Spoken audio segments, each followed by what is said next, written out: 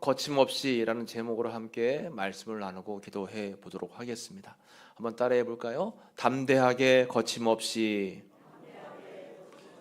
그렇습니다.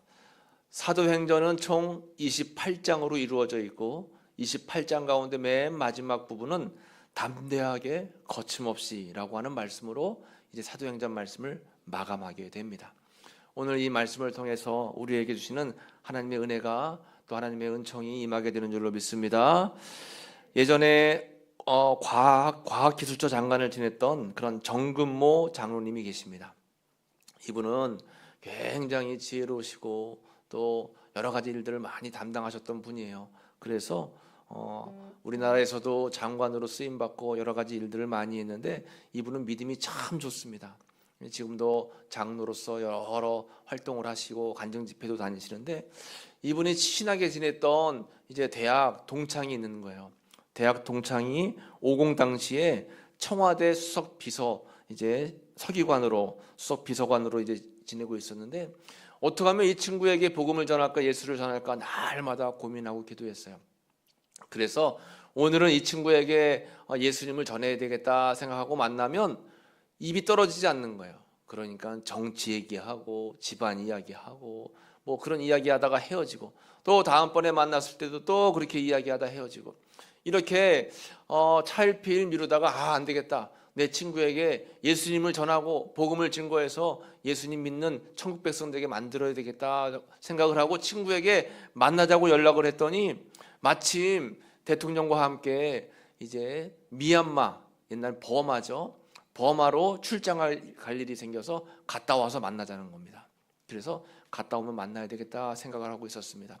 이 정근모 장로님은 다른 일정이 있어서 중국으로 떠났어요. 그런데 중국에서 호텔에 들어가서 TV를 켰더니 뉴스투포가 나오는 겁니다. 난리가 났어요. 버마에서 어떤 일이 있었을까요? 버마, 옛날 미얀마, 버마, 미얀마 아웅산 묘소 폭탄 테러가 일어난 거예요. 그래서 그때 많은 사람들, 우리나라 그 많은 요직에 있던 사람들이 다 죽임을 당했잖아요. 이 일을 통해서 복음을 전하려고 했던 그 친구도 죽게 된 거예요. 너무 마음이 안타까웠습니다. 이제 장례를 치르는데 장례식 친구 영정사진 앞에서 이렇게 머리를 조아리는데 그 친구가 꼭 자기에게 이야기하는 것 같아요. 여보게 친구, 조금 더 일찍 나에게 예수님을 알려주지 그랬나? 여보게 친구, 나에게 조금만 더 일찍 복음을 좀 전해주지 그랬나? 라고 하는 그런 이야기를 막 영정사진에 있는 친구가 하는 것 같아서 못 견디게 마음이 괴로웠다라고 하는 것입니다. 그러면서 그때부터는 시간을 놓치지 말고 세월을 놓치지 말고 때를 놓치지 말고 예수님을 꼭 필요한 사람들에게 전해야 되겠다라는 그런 생각을 했다라고 하는 거예요. 오늘을 살고 있는 우리도 마찬가지입니다. 이 사람을 꼭 내가 예수님 믿는 사람으로 이렇게 복음을 증거해야 되겠다 이 사람에게 이런 마음이 든다면 여러분 시기와 때를 놓치지 말고 기도하면서 복음을 잘 전하시기 바랍니다. 이제 미얀마에서 선교 활동을 굉장히 활발하게 벌이는 이종수 선교사님이 있습니다. 이 선교사님은 지금 거의 30년째 미얀마에서 복음을 전하는데 우리나라의 감리교 1호 선교사님이에요. 근데 이 선교사님이 저희 이제 대학 동기 동창 친구 목사님입니다. 그런데 신학대학 갔는데 신학교에서 공부할 때마다 이 친구를 볼 수가 없어요. 그래서 이 친구 어디 갔냐 하면 당구장에 가 있고 저녁에 어디 갔냐 하면 술집에 가 있고 그래가지고 이 친구에게 너는 왜 신학대학 왔냐 물어보니까 나의 의사는 상관없이 아버지 어머니가 서원 기도를 해가지고 나를 하나님께 바쳤다는 거예요. 그러니까 자기는 목사하고 싶지 않고 신학대학에서 공부하고 싶지 않은데 하도 어머니 아버지가 그냥 성화를 부려서 어쩔 수 없이 신학대학 왔다는 겁니다. 그러니까 공부가 안 되죠.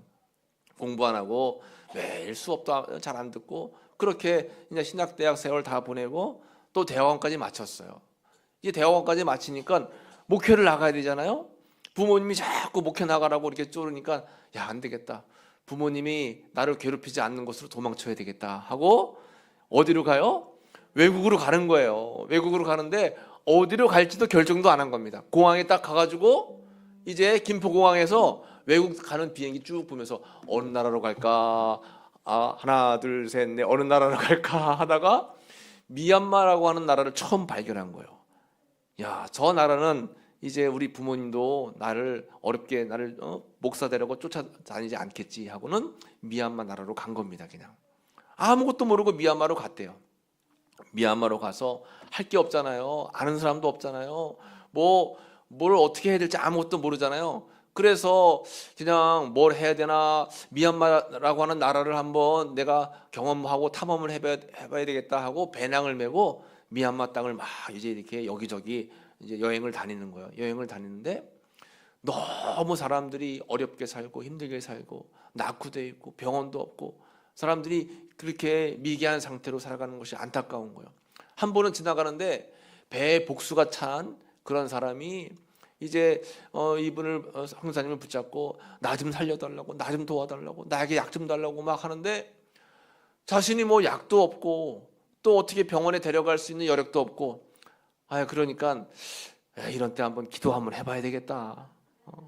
믿어지진 않지만 그래도 한번 할 수 있는 게 없으니까 기도나 한번 해야 되겠다 하고 그 배가 불룩 복수가 찬 사람에게 배에 손을 얹고 이제 눈을 감고 기도하고 눈을 떴더니 깜짝같이 배가 쑥 들어간 거예요. 그래가지고 기도했던 이분이 더 놀란 거예요. 이런 세상에 하나님이 역사하시는구나, 하나님이 살아계시는구나 하고 그때부터 진짜 선교사가 되기 위해서 최선을 다해서 노력을 하고 2년간 복음을 전하는데 2년 만에 첫 개신교 신자를 만든 거예요. 2년 만에 첫 이제 개종자를 만든 겁니다. 너무 기쁜 거예요. 하나님 2년 만에 첫 열매를 주셨군요. 이제 이 나라 이 땅이 더 많이 변화될 줄로 믿습니다 하고 기도하는 겁니다. 그러다가 2008년도에 이 미얀마에 엄청 큰 태풍이 몰려왔어요. 태풍이 너무 크게 밀려와가지고 거기에 있는 모든 사람들이 다 쓸려가고 집이 다 무너져 버리고 그때 저도 기억이 납니다. 이 친구 선교사님이 이 사진을 찍어가지고 저 이제 메일로다가 다 보내는 거예요. 지금 미얀마 상황이 너무 어려우니까 위에서 기도해 달라고. TV에는 여러분 끔찍한 장면을 다 보여줄 수 없잖아요. 그러니까 정제된 화면만 이렇게 찍어가지고 보여주는데 그 친구 선교사님이 찍은 사진을 저한테 보내준 걸 보니까 시신들이 그냥 바닷가에 널려 있어요. 막 나뭇가지에 다 그냥 시신이 매달려 있고 그때 추정하기로는 다 뭐 바다 물로 다 쓸려가고 또 실종된 사람이 워낙 많아서 정확하진 않지만 대략 13만 명이 하루에 다 죽은 거예요. 그때 이분이 너무 충격을 받아서 하나님, 내가 조금 더 열심을 냈더라면, 내가 조금 더 열심히 최선을 다해서 복음을 증거했더라면 이 죽어간 사람들 중에서 예수 믿는 사람이 있었을 텐데요. 거기서 땅을 치면서 하나님 앞에 회개하고 기도했다는 겁니다. 그리고 그때 이후로 이제 25년이 지났는데 그때 이후로 많은 시간이 지났는데 지나고 나면 그분이 미얀마에 지금 100개도 넘는 교회를 건축하고 또 본인의 힘으로는 다 감당할 수 없으니까 미얀마에 있는 현지 목회자를 길러야 되겠다 해서 미얀마 감리교 신학대학을 만들었어요. 신학대학을 만들어서 매년 한 50명 정도의 신학생을 이제 훈련시켜가지고 파송을 하는 거예요. 제가 한번 직접 가서 눈으로 봤어요. 놀라웠습니다. 제일 놀란 거는 옛날 신학대학 다닐 때 저렇게 놀던 사람이 어떻게 이렇게 변할 수 있을까? 그 사실을 보고 놀랐습니다. 제가 며칠 동안 너무 힘들어가지고 선교사님 하루는 좀 쉬면서 좀 이렇게 좋은 구경 좀 시켜주고 관광 좀 시켜주세요 했더니 목사님이 할 얘기입니까? 지금 시간이 아까운데 관광할 시간이 어디 있어요? 하루도 놀지 않고 하루도 쉬지 않고 다니면서 그냥 전도하고 선교하고 기도하는데 얼마나 뜨겁게 기도하는지 몰라요. 여러분 이렇게 이 미얀마 선교사님뿐만 아니라 정말 목숨을 아까워하지 않고 자신의 유익을 구하지 않고 생명을 걸고 복음 전하는 분들이 얼마나 많은지 모릅니다. 그런데 오늘날 우리 교회는 어떨까요? 우리 교회는 꼭 요한계시록에 나와 있는 라오디게아 교회 같습니다. 요한계시록 3장에 보면 라오디게아 교회가 나오는데 이 라오디게아 교회는 뜨겁지도 않고 차갑지도 않고 그냥 뜨뜻미지근한 그런 신앙을 가지고 있는 거예요. 그러니까 책망을 받은 겁니다. 오늘날의 교회가 그렇잖아요. 교회가 교회인 것 같은데 아닌 것 같고, 성도도 마찬가지입니다. 저 사람이 믿는 사람 같은데 아닌 것 같고, 아닌 것 같은데 믿는 사람 같고, 그런 경우가 너무나 많아요. 여러분, 우리는 이렇게 하나님의 은혜 가운데 주시는 은총을 잘 기억하면서 정말 하나님 주신 그런 사명을 감당할 수 있는 믿음의 삶을 살아야 되는 것입니다. 사도행전에 나와 있는 이 사도 바울은 그래서 사도행전 28장 마지막 31절에 이르기까지 담대하게 거침없이 자기가 주어진 환경 속에서 최선을 다해서 복음의 삶을 살아갔다라고 하는 것입니다. 그런데 28장 마무리가 꼭 다른 성경과 같이 깔끔하게 마무리가 되지 않아요. 뭔가 그 다음 장에 뭔가 있을 것 같은데 28장으로 딱 끝나버립니다. 그건 왜 그럴까요? 오늘을 살고 있는 우리가 사도행전 29장의 삶을 살고 있는 거예요. 우리가 다 사도 바울이 돼서 땅 끝까지 나가서 복음을 전하며 사도행전 29장을 지금 써내려가고 있는 것입니다. 여러분, 땅 끝이 어디입니까? 땅 끝까지 이르러 내 증인이 되리라. 그래서 땅 끝 복음이 다 전파될 때 예수님이 이 땅에 재림하신다고 했습니다. 우리가 쉽게 생각할 때 땅 끝은 저 아프리카 오지나 아니면 동남아 오지나 힘들고 어려운 저 북한 땅이나 중국 땅이나 그때 그런 곳이 이제 땅 끝이라고 여기겠지만, 우리에게 있어서 땅 끝은 아직도 믿지 않는 우리의 자녀가 땅 끝이 될 수 있어요. 아직도 이루지 못한 나의 꿈과 소망이 땅 끝이 될 수가 있습니다. 아직도 전도하지 못한 우리의 가족들, 우리 이웃들, 그분들이 우리에겐 땅 끝이 될 수 있어요. 땅 끝까지 복음을 전하는데 사도 바울과 같이 담대하게 거침없이 전하는 그런 은혜가 필요하다라고 하는 것입니다. 오늘 말씀을 통해서 이 사도 바울이 가르쳤던 그런 귀한 복음의 은혜가 무엇인지 함께 나누도록 하겠습니다. 먼저 사도 바울이 이야기하는 마지막 시대를 살고 있는 참된 복음의 삶이라고 하는 것은 사랑으로 맞이하는 삶이라고 하는 것입니다. 한번 따라해 볼까요? 사랑으로 맞이하는 삶. 네, 오늘 본문의 30절 말씀에 보면 바울이 온 이태를 자기 셋집에 머물면서 자기에게 오는 사람을 다 영접하고, 여기에 나와 있는 사도 바울은 지금 로마의 죄인, 죄수 신분으로 지금 있습니다. 그런데 사도 바울은 이 죄인 신분으로 감옥에 갇혀 있는 것이 아니라 가택연금, 집안에 갇혀 있는 거예요. 셋집에 머물면서, 근데 여기 셋집에 자기가 죄수로 머물면서 여기에 오는 사람들을 다 영접했다라고 하는 것입니다. 지금 이렇게 사도 바울은 자기가 머무는 셋집에 이렇게 로마 병정이 지키는 가운데 있지만, 찾아오는 모든 사람들에게 복음을 전하고 사랑을 나누고 그의 살아왔던 삶의 모든 발걸음들을 다 전하고 증거하는 거예요. 그래서 예수님의 사랑이 무엇인지, 예수님의 은혜가 무엇인지를 전했다라고 하는 것입니다. 우리가 살다 보면 이렇게 우리의 사랑이 필요한 곳이 너무나 많아요. 나만 잘 먹고 잘 살려고 하는 것이 아니라, 나만 편안하게 살려고 하는 것이 아니라, 할 수만 있으면 우리가 나눌 수 있고 베풀 수 있어야 된다라고 하는 것이죠. 예수님도 예수님 시대에 예수님을 찾아왔던 많은 어려운 사람들을 외면하지 않았습니다. 병든 사람, 또 가난한 사람, 소외된 사람, 삶 속에 여러 가지 연약한 부분을 가지고 있던 사람들을 예수님은 다 영접했어요. 그리고 그들의 필요를 다 채워줬다라고 하는 것입니다. 예수님께서 우리에게 말씀하시기를 요한복음 13장 34절 말씀에 같이 읽어보겠습니다. 새 계명을 너희에게 주노니 서로 사랑하라. 내가 너희를 사랑한 것 같이 너희도 서로 사랑하라. 너희가 서로 사랑하면 이로써 모든 사람이 너희가 내 제자인 줄 알리라. 아멘. 예수님께서 서로 섬기고 서로 아껴주고 서로 사랑해라. 내가 너희를 사랑한 것 같이, 내가 육신의 몸을 입고 성탄 이 땅에 태어난 것처럼, 그리고 너희의 발을 씻겨주고 너희의 허물을 덮어준 것처럼 서로 사랑해라. 그래야지만 이로써 모든 사람들이 너희가 내 제자인 줄 알리라. 이렇게 말씀하는 겁니다. 여러분, 우리가 복음을 증거하는데 나아가서 예수님 믿으세요, 예수님 믿지 않으면 지옥 갈 수밖에 없습니다, 이렇게 우리의 입술로 복음을 전하기 이전에 먼저 해야 될 것은 우리가 서로 사랑하는 거예요.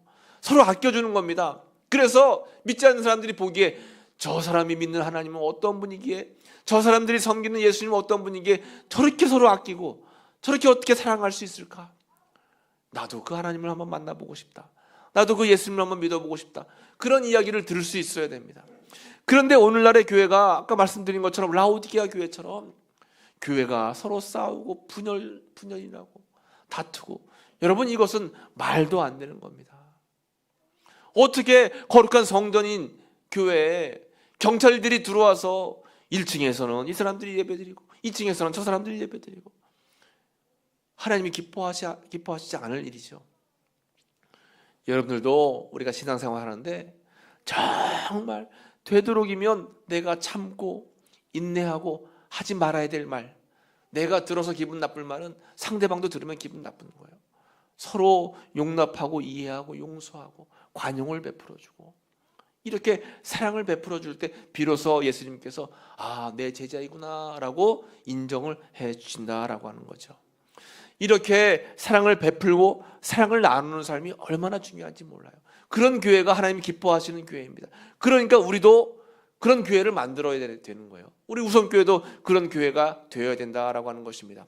해외에 선교하죠. 건축합니다. 우물 파요. 염소 보냅니다.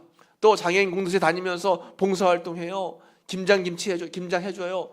불우이웃돕기 이제 성금 내고, 초등학교 중학교 찾아가서 장학금 전달하고, 이런 거 왜 할까요, 여러분?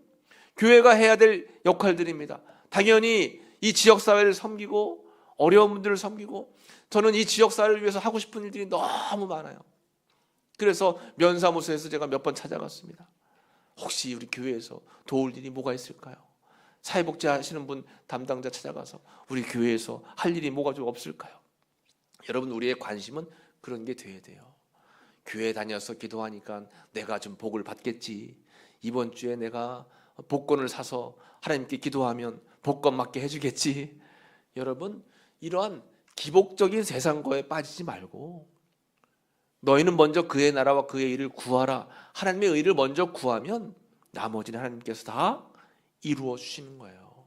그런데 반대로 내 것을 이루어 주시면 내가 하나님의 의를 구하겠습니다. 하나님, 나에게 복을 주시면, 나에게 건강 주시면, 내가 원하는 것 채워주시면 내가 그때서야 뭘 하겠습니다. 우선순위가 잘못되어 있다고 하는 것입니다. 우리는 잘 생각해야 돼요. 어떤 것이 하나님을 기쁘시게 하는 것인가. 특별히 요즘 우리가 또 기억해야 될 것은 뭐냐면, 우리나라에는 이 다문화 가정들이 많이 있잖아요. 이 다문화 가정들이 점점 많아지고 있습니다. 그런 분들도 우리가 예전에 독일에 탄광으로 가고 간호사로 가면서 너무 힘들게 애썼던 분들을 기억하면서 다 안아주고 감싸줘야 됩니다. 요즘에는 그래도 다행히 그런 뉴스를 잘 못 본 것 같은데, 예전에는 외국인 노동자들 오면 막 폭력 행하고 또 임금 주지 않고 너 불법 체류자 아니냐 하면서 막 그렇게 어려움 주고, 여러분 이런 건 절대 안 됩니다. 사랑으로 베풀어 줘야 돼요. 사랑을 섬기고 나눠야 됩니다. 이렇게 외국인 노동자들에게 참 사랑을 많이 베풀었던 김혜성이라고 하는 목사님이 계세요. 이분은 외국인 노동자의 대부. 근데 이분이 참 여러 가지 일들을 많이 하는데, 한 번은 차를 타고 지나가는데 웬 낯선 사람들이 이제 얇은 옷을 입고 추위에 떨고 있더래요. 겨울에. 그냥 지나칠 수가 없어가지고 차를 세워서 아니 당신들은 뭐 하는 거냐 하고 물어보니까 얼굴이 까무잡잡해요. 어느 나라에서 왔냐니까 스리랑카에서 왔다는 거예요. 그래서 그 두 청년을 집으로 데려가서 먹이고, 또 이야기를 들어보니까 스리랑카에서 우리나라에 돈 벌러 왔는데 얼마나 지식이 없는지, 겨울에 왔는데 그 스리랑카에서 입던 얇은 반팔 옷 입고 온 거예요, 우리나라에. 그러니까 부들부들 떨고 있던 겁니다. 뭘 해야 될지 모르는 거예요. 막연하게 온 겁니다. 그래서 이 목사님이 그 두 청년을 잘 보살펴주고 또 직장에 취직까지 시켜줬어요. 그 소문이 나면서 주일날마다 스리랑카 그냥 청년들이 막 교회로 몰려오는 거예요. 그래서 스리랑카 공동체를 만들었답니다. 근데 그 가운데 한 스리랑카 청년이, 목사님, 우리 삼촌이 우리 스리랑카에서 조금 여러 가지 일들을 하는데 우리 삼촌을 한번 우리 대한민국으로 초대해도 될까요? 초대하면 갈 데가 없으니까 목사님 좀 우리 삼촌 좀 잘 이렇게 대우해 줄 수 있나요? 라고 부탁했어요. 목사님이 아유 그럼 걱정하지 말고 삼촌 오시라고 해. 삼촌이 왔습니다. 알고 보니까 이 삼촌이 이제 마힌다 라자팍사라고 하는 이 스리랑카 국회의원이에요. 국회의원.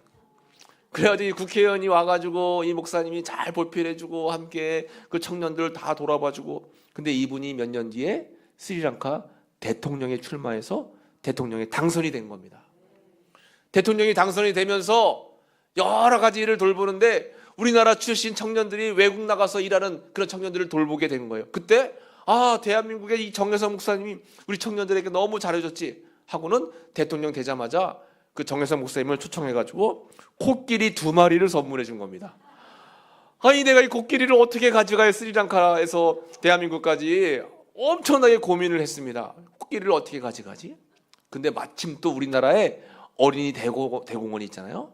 어린이 대공원에 코끼리가 7마리가 있는데 그중에 5마리는 이제 순놈이고 2마리는 암놈인데 나이가 많아가지고 새끼를 못 가질 그런 위기에 처했답니다. 코끼리가 귀하던 시대인 거예요. 그래서 그 사실을 알고 이 정혜성 목사님이 이 어린이 대공원에 코끼리 2마리를 기증을 한 겁니다. 그래서 그때 정말 나라적으로 막 난리가 났었어요. 여러분 이렇게 어려움 속에 있는 이 2 청년을 잘 돌보니까 10년 뒤에 코끼리 그냥 2마리가 선물로 오고 또 스리랑카와 대한민국이 굉장히 좋은 관계를 맺을 수 있게 됐었다라고 하는 거예요.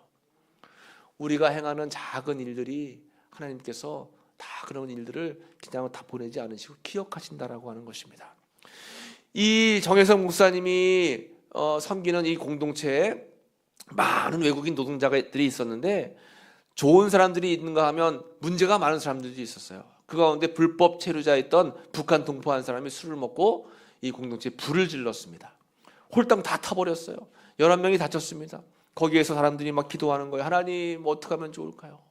그런데 이 불을 낸 북한 동포가 불을 내고 나서 자신도 거기서 이제 화상을 입고 죽게 된 겁니다. 그런데 이 목사님은 이 불을 낸 사람을 다 용서하고 오히려 장례식까지 치러줬어요. 그 사실을 알고 이 불을 낸 북한 동포 이제 형이 찾아온 겁니다. 형이 이제 이 목사님에게 고백을 하는 거예요. 목사님의 사랑을 평생 잊지 못할 겁니다. 이제는 예수님을 진짜로 믿겠습니다. 동생을 대신해 모든 가족이 이제 목사님을 따라 예수님 믿는 일에 나서겠습니다. 원수까지도 사랑하는 목사님께 감사드립니다. 이런 일들도 있었다라고 하는 것입니다. 여러분, 사랑의 존재는 삶을 의미하고 사랑의 부재는 죽음을 의미하는 거예요. 우리가 할 수 있으면 최선을 다해서 살아가는 삶을 살아야 됩니다. 가까이는 우리 가족들, 또 우리 교회 공동체 모든 분들을 사랑하는 거예요. 조금 더 멀리는 외국에 있는 많은 열방의 민족들을 우리가 사랑하는 겁니다. 사랑만 할 수 있으면 얼마나 감사합니까, 여러분? 사랑만 할 수 있는 힘만 있으면 여러분, 우리는 그 사랑을 늘 나누고 베풀어야 된다라는 것입니다. 사도 바울은 감옥 안에 갇혀 있으면서도 마지막까지 오는 사람들을 다 반겨주고 그들에게 복음을 전해줬다라고 하는 거죠. 두 번째로 우리가 살아야 될 삶은 하나님 나라를 전파하는 삶입니다. 따라해 보겠습니다. 하나님 나라를 전파하는 삶. 오늘 말씀 31절에 하나님의 나라를 전파하며 모인 사람들에게 이 사도 바울은 하나님의 나라를 전파한 거예요. 여러분, 우리가 살면서 여러 가지 삶을 살아가는데 최종 목적지는 어디예요? 하나님 나라 천국인 줄로 믿습니다. 여러분, 믿음이 현찮은 사람도 천국은 다 가고 싶어요. 기도를 조금 하고 말씀 읽지 않고 믿음 생활 잘 하지 못해도 그 사람들도 모두가 다 천국을 원합니다. 소망합니다. 맞습니다. 여러분, 우리가 다 천국 가는 삶을 살아야 되는 거예요. 천국이 얼마나 귀하고 얼마나 좋습니까, 여러분? 그래서 예수님도 언제나 하나님 나라 천국을 선포했고 또 사도 바울도 그를 찾아오는 모든 사람들에게 하나님의 나라를 증언했습니다. 28장 23절에 보면 그들이 날짜를 정하고 그가 유숙하는 집에 많이 오니 바울이 아침부터 저녁까지 강론하여 하나님의 나라를 증언하고 바울을 찾아오는 모든 사람들에게 하나님의 나라를 증언했습니다. 예수님은 말씀을 전하시면서 이때부터 예수께서 비로소 전파하여 이르시되 회개하라 천국이 가까이 왔느니라 하시더라. 예수님은 천국의 복음을 전파하셨어요. 누가복음 8장 1절에도 보면 같이 읽어보겠습니다. 그 후에 예수께서 각 성과 마을에 두루 다니시며 하나님의 나라를 선포하며 그 복음을 전하실새 12제자가 함께 하였고 예수님도 늘 언제나 성과 마을을 두루 다니시며 하나님의 나라에 대해서 선포하신 겁니다. 그러니까 천국에 대해서 말씀을 하신 거예요. 천국이 여러분 얼마나 좋습니까? 오늘도 예배 자리에 나와 있는 분, 우리 모두가 다 아프지 않은 분들이 어디 계세요? 다 아프시죠? 마음에 근심 걱정이 없는 분이 어디 계세요? 다 계시죠? 근데 천국은 아픔도 없고 눈물도 없고 고통도 없고 괴로움도 없고 잠 못 주무시는 것도 없고 밥 못 잡수시는 것도 없고 원수도 없고 이렇게 너무 좋은 곳이 하나님 나라 천국이에요. 그 천국을 향해서 우리는 날마다 나아가야 된다라고 하는 것입니다. 그런데 우리가 한 가지 기억해야 될 것은 이 하나님 나라 천국은 죽어서만 가는 곳이 천국이 아니죠. 이 땅을 살면서도 우리는 하나님 나라 천국의 삶을 살아야 되는 것입니다. 누가복음 17장 20절에 바리새인들이 하나님의 나라가 어느 때 임하니까 묻거늘 예수께서 대답하여 이르시되 하나님의 나라는 볼 수 있게 임하는 것이 아니요 21절 말씀을 같이 읽어보겠습니다. 또 여기 있다 저기 있다고도 못하리니 하나님의 나라는 너희 안에 있느니라. 아멘. 하나님의 나라가 어디 있다는 거예요? 너 안에, 내 안에 있다는 겁니다. 여러분, 내 안에. 그래서 예수님을 믿고 예수님의 은혜로 너무나 감사하면 내 안에 하나님 나라 천국이 임하게 되는 거예요. 천국이 임하면 평안하죠. 기쁨이 넘치죠. 또 괴로움과 슬픔이 없는 것입니다. 여러분, 그래서 믿음이라고 하는 그래요. 교회에 나와서 내 삶의 어려움을 다 주님께 내어 맡기면 주님이 내 안에 평안을 주시고, 평안 주시니까 감사하고, 감사하면서 천국을 바라보고 소망을 품고, 삶 속에 어려운 일을 겪는다 할지라도 절망하거나 좌절하지 않고 늘 주님을 의지하며 나아가는 삶을 살아가는 것입니다. 이것이 복음 안에 살아가는 그런 믿음의 삶인 줄로 믿습니다. 여러분, 아프리카의 선교사인 리빙스턴이라고 하는 분이 있는데, 이분은 원래 중국으로 선교를 가려고 계획하고 준비하고 있다가 아편 전쟁이 일어나는 바람에 이제 아프리카로 가게 됐어요. 아프리카 갔더니 이 아프리카의 많은 사람들이 노예로 팔려가는 모습을 보면서 너무나 놀랐습니다. 어떻게 하나님의 이렇게 피조물인 사람을 팔고 사고 노예로 만들 수 있을까? 그런 날마다 하나님의 은혜 가운데 이 사람들을 주님의 나라로 이끌어야 되겠다 생각을 하고 35년간 그들과 함께 생활하고 그들과 함께 먹고 자고 그들과 똑같은 삶을 살았습니다. 그리고 죽을 때에도 그 침대에 손을 얹고 두 손을 꼭 모으며 주님 앞에 기도하는 모습으로 이렇게 주님 품에 안겼다라고 하는 것입니다. 여러분, 우리의 삶은 온전히 주님을 바라보고 하나님 나라 천국을 바라보며 나아가는 귀한 삶을 살아야 되는 줄로 믿습니다. 괴로움이 찾아와도 어려운 문제가 찾아와도 주님을 의지하고 나아가는 겁니다. 그러면 주님께서 우리에게 힘과 은혜를 주신다라고 하는 거죠. 마지막으로 세 번째, 예수 그리스도를 가르치는 삶입니다. 한번 따라해 볼까요? 예수 그리스도를 가르치는 삶. 마지막 사도행전 28장 31절은 하나님의 나라를 전파하며 주 예수 그리스도에 관한 모든 것을 담대하게 거침없이 가르치더라. 이렇게 말씀이 맞춰지고 있어요. 예수님에 관한 모든 것들을, 이것을 우리는 복음이라고 합니다. 복음. 복음은 복된 소리죠. 우리에게 복된 소리는 예수님입니다. 그 예수님에 관한 모든 것을 담대하게 거침없이 사도 바울이 가르쳤다라고 말씀하고 있습니다.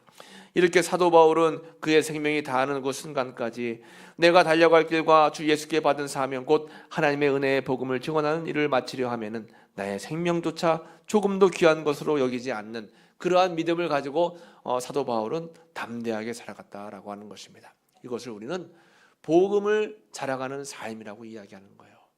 예수님에 관련된 복음, 그 은혜를 마음에 품고 그 은혜를 사랑하며 살아가는 것입니다. 여러분, 그래서 한번 따라해 볼까요? 복음이면 충분합니다. 복음이 누구라고 했어요? 예수님이라고 했습니다. 예수님 한 분이면 충분한 거예요. 예수님의 은혜가 우리 삶 속에 임하면 여호와 나의 목자시니 내가 부족함이 없으리로다라고 하는 우리가 고백을 할 수 있게 된다라고 하는 것입니다. 여러분, 사도 바울처럼 마지막까지 주님만을 의지하고 주님만을 기억하면서 거침없이 담대하게 주님을 선포하고 주님을 가르치고 주님을 전할 수 있는 여러분들의 귀한 삶을 살아가시기를 간절히 축복합니다.